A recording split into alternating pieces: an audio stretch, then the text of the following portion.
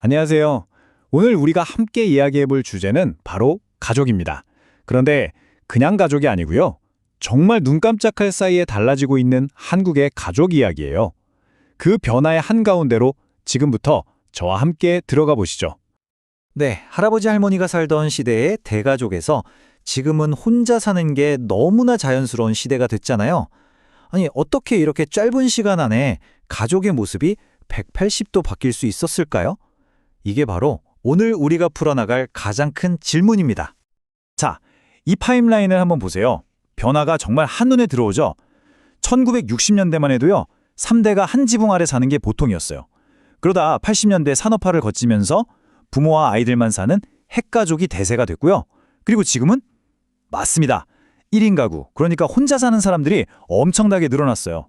정말 드라마틱한 변화예요. 좋습니다. 그럼 먼저 과거로 한번 돌아가 볼까요? 도대체 옛날 한국의 가족은 어떤 모습이었고 무엇이 이 거대한 변화를 시작하게 만들었는지 그 뿌리부터 한번 살펴보겠습니다. 예전에는요, 이게 바로 한국 가족의 기본 세팅이었어요. 그러니까 할아버지, 할머니, 아빠, 엄마, 그리고 아이들까지 여러 세대가 한 집에 모여서 같이 밥 먹고 같이 일하고 서로의 삶에 아주 깊숙이 관여했죠. 모든 이야기는 바로 이 모습에서 시작됩니다. 그런데 이 모습에 거대한 변화의 바람이 불어옵니다. 바로 산업화였죠. 더 좋은 학교, 더 좋은 직장을 찾아서 젊은 사람들이 너도 나도 고향을 떠나 서울 같은 대도시로 몰려들기 시작한 거예요. 바로 이 거대한 인구 이동이 수백 년 동안 이어져 온 대가족이라는 틀을 흔들어 놓은 가장 큰 원인이었습니다. 자, 그렇게 대가족이 흩어지면서 새로운 형태의 가족들이 나타나기 시작했습니다. 과연 어떤 모습들일까요?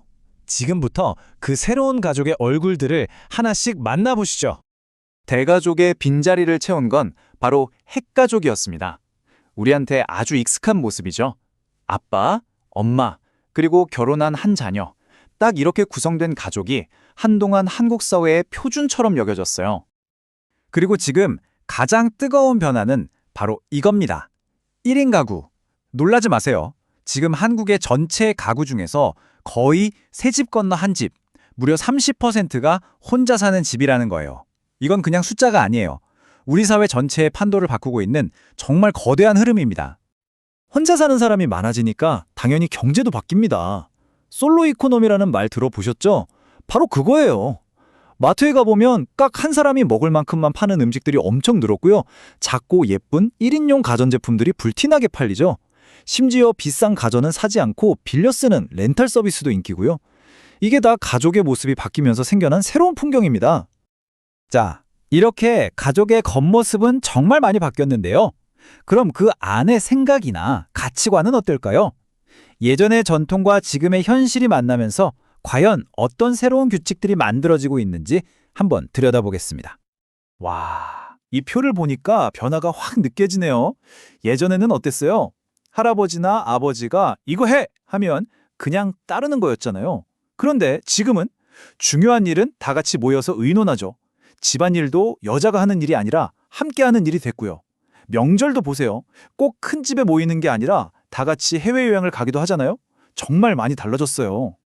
그런데 진짜 신기한 건요. 이렇게 모든 게 바뀌는 와중에도 절대 변하지 않는 게 있다는 거예요. 바로 가족끼리의 끈끈한 정이죠.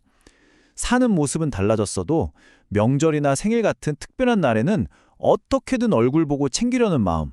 이게 바로 한국 가족의 변치 않는 DNA가 아닐까 싶습니다. 자, 이번에는 좀 더 재미있는 이야기로 들어가 볼게요. 바로 서로를 부르는 말, 호칭에 대한 건데요. 이 호칭 속에 한국 가족 문화의 비밀이 숨어 있습니다. 부부끼리는 보통 여보, 당신 이렇게 부르잖아요. 그런데 아이가 태어나면 마법 같은 일이 벌어집니다. 갑자기 서로를 철수 아빠, 영희 엄마 이렇게 부르기 시작해요. 이건 단순히 호칭이 바뀌는 게 아니에요. 남편과 아내라는 관계보다 누구의 부모라는 역할이 더 중요해진다는 걸 보여주는 아주 재미있는 한국 문화의 한 단면이죠. 네, 가족을 부르는 방식이 관계의 구조를 드러낸다? 정말 딱 맞는 말이죠. 특히 결혼하고 나서 배우자의 가족, 그러니까 시댁이나 처갓집 식구들을 부를 때 보면 이게 얼마나 복잡하고 체계적인지 확 느껴지실 겁니다. 한번 볼까요? 아내는 남편의 부모님을 시아버지, 시어머니라고 부르고요. 반대로 남편은 아내의 부모님을 장인어른, 장모님이라고 불러요. 어때요? 완전히 다른 단어를 쓰죠? 그냥 아버님, 어머님으로 통일하는 게 아니라 남편 쪽이냐 아내 쪽이냐에 따라 호칭을 아주 명확하게 구분하는 거예요. 이게 바로 한국 가족 언어의 특징입니다. 자, 이제 한국 가족 문화의 끝판왕이라고 할 수 있는 주제입니다. 바로 촌수인데요. 가족 관계를 숫자로 계산한다? 정말 독특하죠? 지금부터 그 비밀을 풀어보겠습니다. 천수, 어렵게 생각할 거 없어요. 그냥 가족 사이의 거리를 숫자로 표현한 거라고 보시면 돼요. 그리고 이것만 기억하세요. 숫자가 작을수록, 즉 0에 가까울수록 더 가까운 사이라는 거. 자, 이 표를 보시면 바로 이해가 되실 거예요. 부부는 하나니까 무촌, 촌수가 없어요. 영촌인 셈이죠. 그리고 부모와 자식은 한 칸 떨어져 있으니 1촌.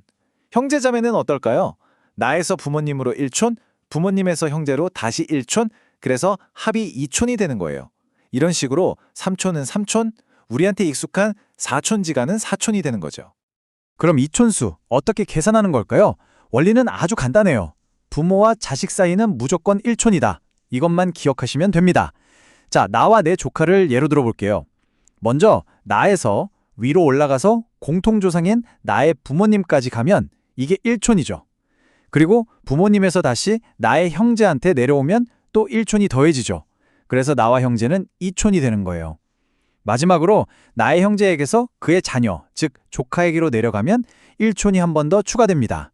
그래서 총 3촌이 되는 거예요. 모든 관계를 이렇게 한 다리 건널 때마다 1씩 더해가는 아주 체계적인 시스템입니다. 네, 이렇게 함께 사는 모습부터 서로를 부르는 말, 그리고 관계의 거리를 재는 촌수까지 한국의 가족 문화는 오래된 전통을 지키면서도 또 시대의 흐름에 맞춰서 계속해서 새롭게 변해가고 있다는 걸 알 수 있습니다. 오늘 우리가 살펴본 한국의 이야기는 비단 한국만의 이야기는 아닐 거예요. 전 세계 어디서든 가족의 모습은 계속해서 변화하고 있으니까요. 어쩌면 이건 우리 모두에게 던져진 질문일지도 모릅니다. 앞으로 우리는 우리의 가장 가까운 관계들을 어떻게 정의하고 또 어떤 새로운 이름으로 부르게 될까요? 여러분도 한번 생각해 보시면 좋겠습니다.